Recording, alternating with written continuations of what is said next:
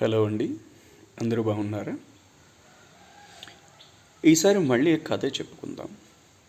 ఈసారి చాలా చిన్న కథ చెప్పుకుందాం. ఇదేంటంటే మనం వినే ఉంటాం, ఎప్పుడో వినే ఉంటాం. ఆ, కర్మఫలం గురించి మాట్లాడుతుంటారు చూసారా? అంటే మనం చేసిన కర్మ అది మంచి అయినా చెడైనా తిరిగి మనకే వస్తుంది అని.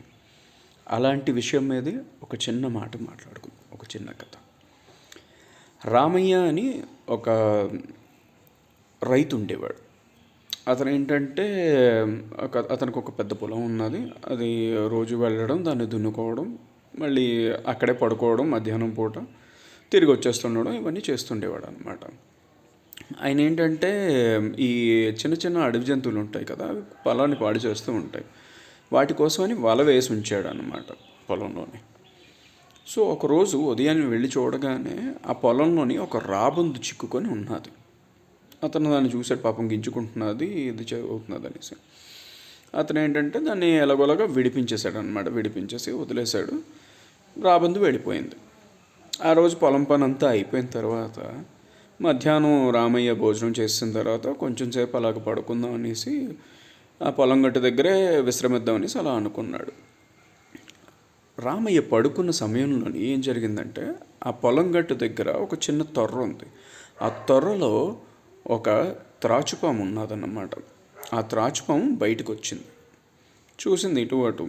వాటికి ఏంటంటే కళ్ళు కనిపించదు, కానీ చూసింది ఇటు అటు చూస్తున్నది. సడన్గా ఇలా రామయ్య పడుకుని ఉండడం అనిపించి ఉంటుంది దానికి. కాటు వేద్దామని ట్రై చేసింది. అది కాటు వేద్దామని ట్రై చేసినప్పుడు ఆ రాబందు అక్కడే దగ్గరలో ఉన్నదన్నమాట. అది దాన్ని చూసి వెంటనే వచ్చి దాన్ని పట్టుకొని వెళ్ళిపోయిందన్నమాట ఆ పాముని. అంటే ఇక్కడ పాము ఏది హాని చేద్దాం అనుకోలేదు, రాబందు కూడా ఏది చేద్దాం అనుకోలేదు. కానీ కర్మఫలం ఏంటంటే ఇక్కడ రామయ్య ఒక మంచి పని చేశాడు. ఇరుక్కుపోయిన రాబందుని విడిపించాడు. ఆ రాబందు ఆ విషయాన్ని గుర్తుపెట్టుకుంది. రామయ్యకి కష్టం ఉన్నది అని తెలిసినప్పుడు ఆటోమేటిక్గా అది వచ్చి ఆ కష్టం నుంచి తనని మళ్ళీ బయటపడేసింది. సో మనం చేసిన ప్రతి మంచి పని మనకి తిరిగి వస్తుంది. అలాగే ఇక్కడ పాము ఏదో చెడు చేద్దామని ఆలోచించింది, దానికే చెడు ఎదురైంది. సో ఇక్కడ నీతి ఏంటంటే మనం ఏ మంచి చేసినా మనకు అది మంచి రూపంలో తిరిగి వస్తుంది. ఏ చెడు చేద్దామని తలచినా కూడా మనకు అది తిరిగి చెడు రూపంలో రావచ్చు.